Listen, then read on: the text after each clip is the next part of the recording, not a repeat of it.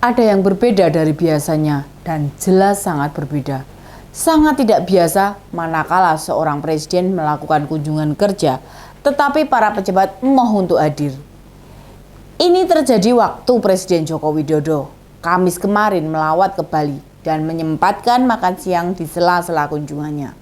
Ini dia info terkini Widya. Bahkan saya dengar diminta untuk keluar rumah, tidak mau. Baru saya tahu bagaimana perasaan warga saat itu. Wah, terharu saya.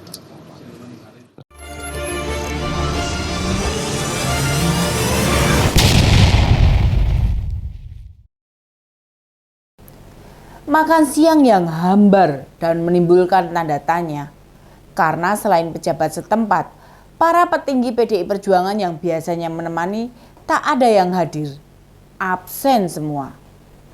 Meskipun Ketua Dewan Pimpinan Rakyat Daerah DPRD Bali, Inyoman Mesadi Wiryatama, menyampaikan jika tidak hadirnya sejumlah petinggi PDI Perjuangan itu tidak ada di tempat. Ada kegiatan di Jakarta. Bukankah yang datang itu presiden ya? Bukan orang yang tidak dikenal.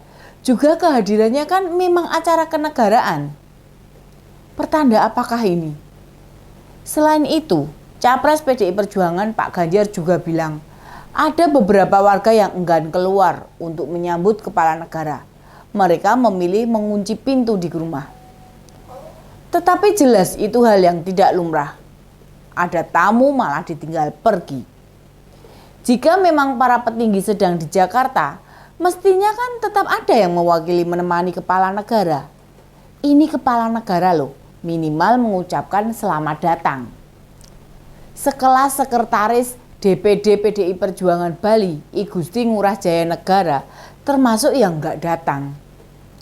Bali sendiri kan dikenal sebagai kandangnya banteng, memenangkan suara Jokowi di 2014 dan 2019 dengan telak. Ini merupakan suatu kebanggaan, bukan hanya yang dirasakan presiden. Pun demikian dengan PDI Perjuangan Bali. Mengapa jadi terkesan ada jarak?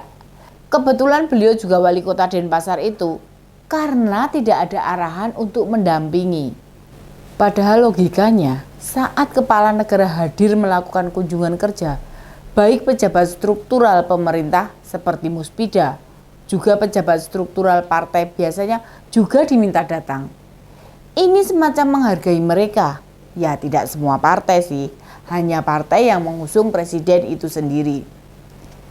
Apa malah protokoler istana atau protokoler Pemprov Bali yang tidak memasukkan ke daftar? Pak Gusti Ngurah Jaya punya dua posisi, di pemerintahan dan di partai. Peluang diundangnya yang jelas besar, malah dua undangan.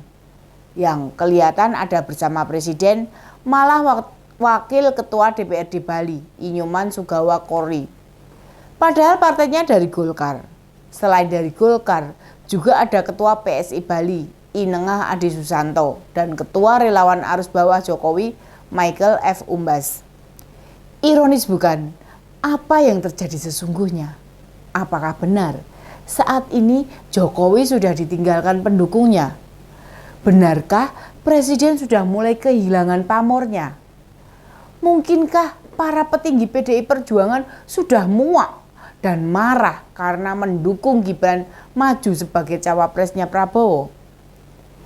Atau kemarahan PDI Perjuangan juga karena sebelum kunjungan Jokowi, semua baliho dan spanduk Ganjar Mahfud sudah disapu bersih. Di tingkat arus bawah, memang mulai terdengar kasak-kusuk tentang pengkhianatan, tentang pembangkangan, juga tentang lupa diri dan maruk dari kekuasaan. Meski banyak yang tidak percaya, faktanya banyak yang kecewa. Lebih celakanya lagi, kabarnya sejumlah warga juga tak mau lagi berminat ketemu Jokowi. Padahal biasanya warga pasti sangat antusias, mengeluk-elukkan, ingin menyapa, ingin bertemu, meskipun hanya sekedar bersalaman atau minta foto. Di Batu Bulan Gianyar, warga tidak mau bertemu, bahkan mengunci diri, tidak membukakan pintu rumah. Wah, ini benar-benar luar biasa dan tak biasa. Rasanya selama ini belum pernah ada kabar penolakan warga saat didatangi kepala negara.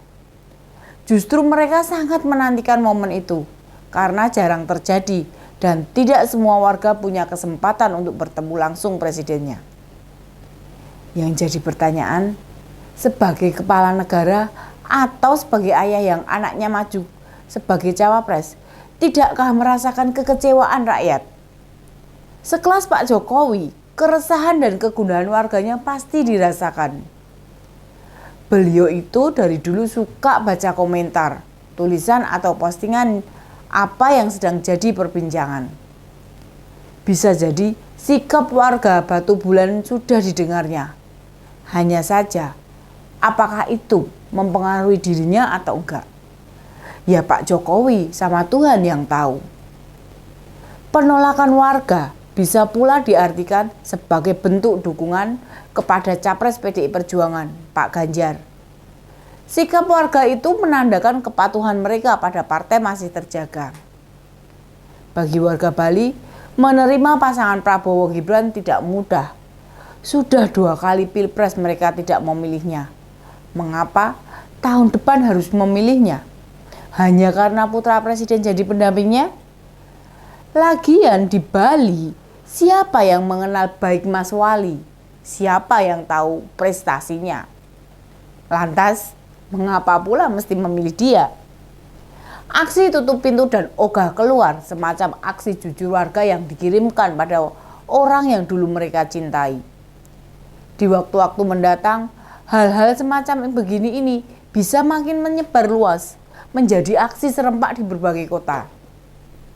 Memang benar sih, kalau hanya menghadirkan warga yang mudah, suruh aja kader dan simpatisan Koalisi Indonesia Maju yang menggantikan hadir, selesai perkara. Tapi apa semudah itu presiden melupakan pengorbanan rakyatnya, mengabaikan kerelaan mereka selama 2 kali pilpres, rela bahu-membahu tanpa kenal lelah, teguh pendirian, tetap setia dengan Jokowi. Mereka tidak mendapat imbalan apa-apa secara langsung.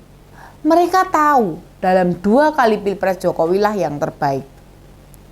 Lantas kenapa sekarang harus berganti memilih melawan Jokowi yang diketahui masyarakat pemarah, emosian, mukul-mukul meja podium, bentak-bentak, berkelompok dengan pendemo pemerintah dan catatan kelam lainnya? Coba tunjukkan apa yang membedakan Pak Prabowo sekarang dengan 2014 dan 2019. Partai pengusungnya, cawapresnya, atau tidak marah-marah lagi? Tidakkah ada pembeda yang lebih substansial? Tolong tunjukkan pada kami, pendukung Pak Jokowi. Secara substansi, apa yang berubah dari Pak Prabowo? Bukankah sekarang ini sudah makin tua, idenya tidak ada yang baru, kelompoknya juga masih sama saja. Mau bagaimanapun, di cawapreskannya Gibran disimpulkan menjadi langkah politik yang gerusa-gerusu, tidak dipikirkan matang, penuh dengan kepentingan pribadi, diselimuti ambisi tanpa mempertimbangkan banyak hal, dan bisa jadi catatan kelam perjalanan politik di Indonesia. Siapapun berharap dan mau mengakhiri masa jabatan sebagai presiden, sebagai pemimpin dengan kebaikan. Tidak ada orang yang merusak apa yang sudah dibangunnya sendiri. Ibarat pepatah, nila setitik rusak susu sebelanga.